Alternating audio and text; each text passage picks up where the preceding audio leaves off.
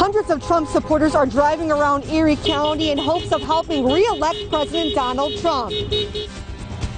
One person was shot overnight as police continue to investigate. A local company has created a new app that could save lives. Live in high definition. From your news leader, this is Jet 24 Action News at 6. Good evening, I'm Brian Wilk. As we hit the presidential campaign homestretch, hundreds of local Trump supporters were making some noise today as they try to keep him in the White House for 4 more years. Jet 24 Action News is your local election headquarters. Star Bodie joins us in the control room with more on the car parade around Erie County and why some supporters believe today's event is crucial come election time. Hi, Star. Hi, Brian. These supporters say this is exactly what we needed before Donald Trump makes his pit stop in Erie County. Others believe this is a way to peacefully protest and show their support. It's the final stretch until the presidential election, and Trump supporters are taking initiative to help with President Trump's re-election. We remind ourselves that what we're doing it matters, what we're doing is important, and that our country's going to be better off if Trump gets re-elected. And that's it. Hundreds of supporters are taking a stance through a car parade traveling throughout Northeast, downtown Erie, and the peninsula. This comes after Erie County went red during the 2016 election, and organizers believe this parade is a way to help declare victory again. So we want to make sure everybody knows in this town that the silent majority is not silent anymore.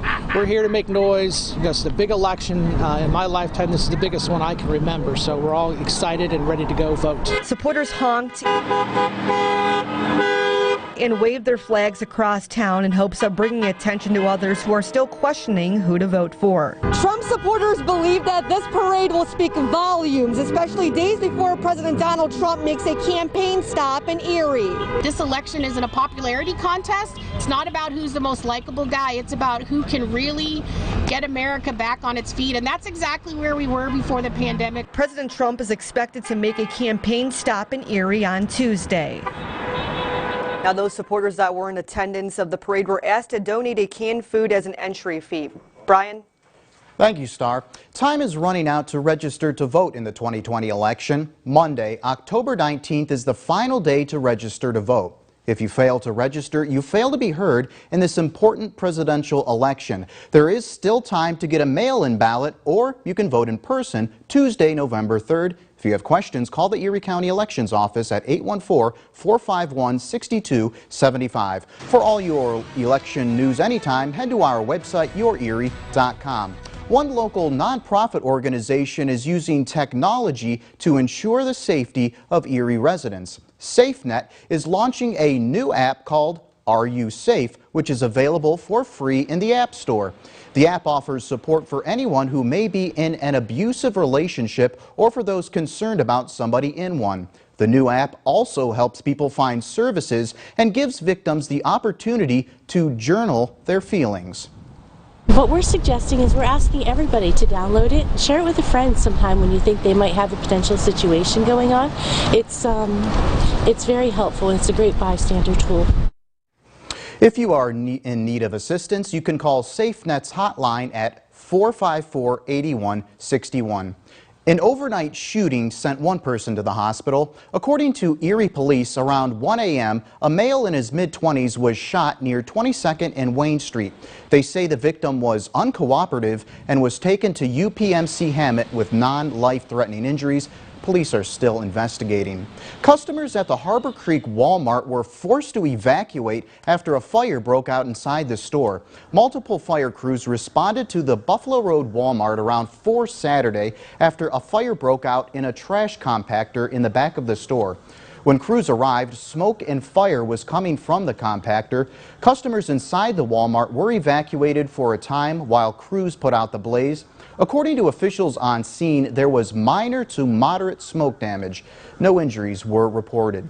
One person was sent to the hospital after a fire started in their kitchen. Erie fire crews were called to the 900 block of West 20th Street Saturday afternoon. The fire started because food was burning on the stove. The person was taken to the hospital for smoke inhalation. As the pandemic continues, 11 million Americans are still out of work. ABC's DeAndre Bolton has more on their economic pain and struggle. Being unemployed feels like being left, being abandoned. This morning, as layoffs and jobless claims sweep the country, these are just some of the people dealing with the harsh reality of the pandemic. It's a terrible time for everyone. I mean, there's not enough of anything anymore. The most recent claims are significantly higher than the worst week of the last recession. That has many experts concerned. It's going to be a drawn-out recovery. And calling for another round of stimulus relief. It's critical. It's nothing short of critical.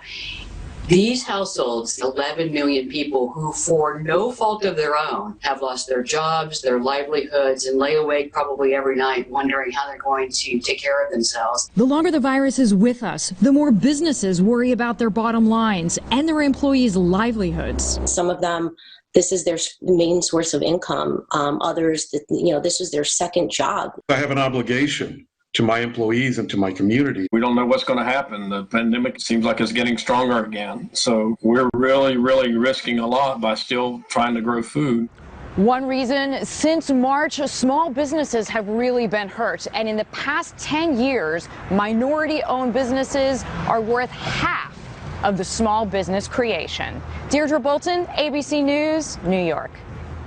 A reminder to anyone looking for work or companies looking for workers, there's a resource for you on the jobs page at yourerie.com. Coming up on Jet 24 Action News at 6, up to 15% of American adults struggle with ankle pain due to arthritis, and some have a tough time finding relief. That's next in our health report. First, here's Craig Flint with the forecast. Hey, Craig. Brian, gray skies here through this evening, and I think they stick around tomorrow. It is not going to be a nice day to start off the new work week. Details in the forecast next. Your news leader.